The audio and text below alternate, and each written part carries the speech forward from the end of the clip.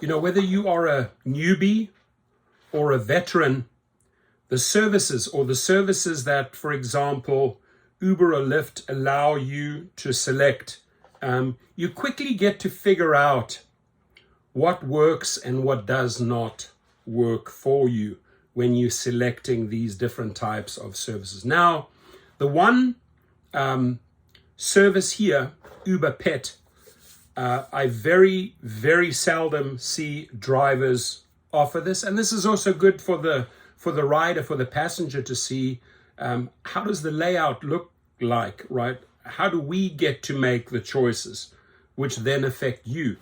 So many drivers just simply don't take Uber Pet because as much as we love pets, we really do. We love those dogs, we love those cats. They just don't belong in our car. We don't want the urine, we don't want the hair, we don't want the scratches on the vinyl or on the leather. It just costs way too much money in the long run. And guess what, dear passenger? We are not being paid for that properly, right?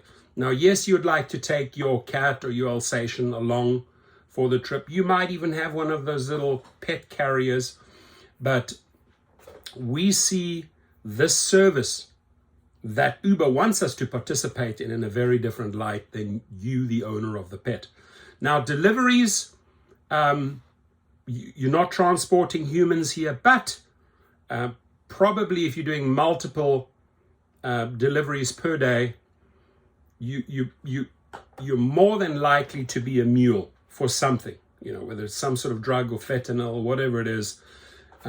This is possibly a service that can get you into trouble. There's really no tips attached to that, unlike food delivery, right? But parcel delivery is just underpaid and just absolutely not worth it. So it comes to no surprise that this particular driver, I'm using this particular screen, obviously other people that have, other drivers that have other different types of vehicles, whether it's black or SUV, have a different layout.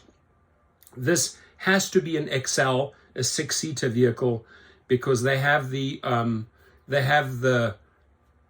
selection, the service of UberX, and if not used, they probably make the most money here on Uber XL, then down UberX Priority, and then probably the lowest out of those 3 tiers, lowest money maker for this driver, the UberX.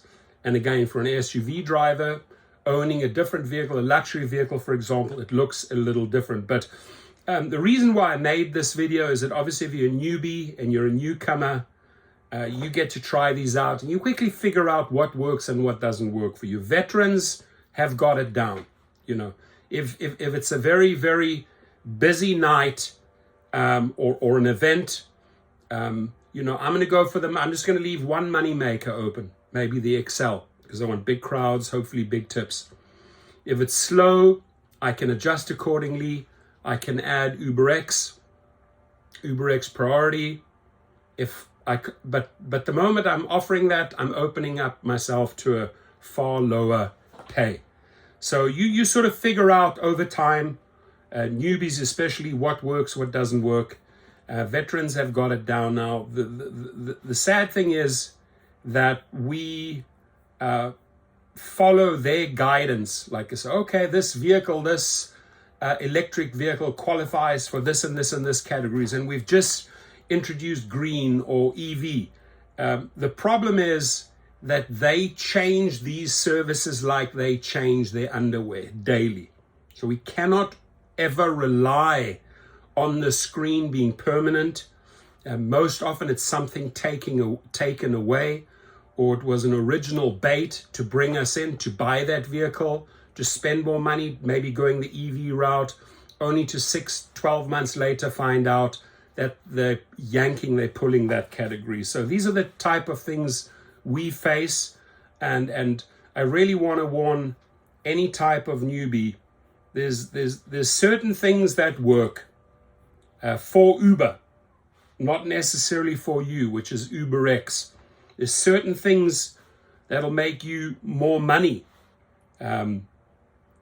by selecting the right car. Definitely if you get a Toyota Sienna and you're on XL, and you have the combination of Lyft XL, Uber XL, and you are converting these XL clients to your private clients. I explain that below in the private chauffeur course at GigRocket. You're suddenly driving on 3 tiers. You have this Toyota Sienna on Uber XL, Lyft XL, and then you're starting to build out your private clients with that XL vehicle. That equates to money. Now, if you want to spend in that $45,000 to $50,000 range for a new vehicle, if you want to step it up to the $70,000 to $80,000, $90,000 range, yeah, your selection of services changes, your income changes, the possibilities change. But I would always add to this, if you can. Obviously, they are not making that space for you, but there should be in your brain, in your business thinking, that 4th quadrant there, which is called private trips. Think along those lines, please, although they will never add that. And this is something you need to mentally add and take that step in that direction. And that's explained below at my private chauffeur course on gigrocket.com. Thank you. Leave your comments, please.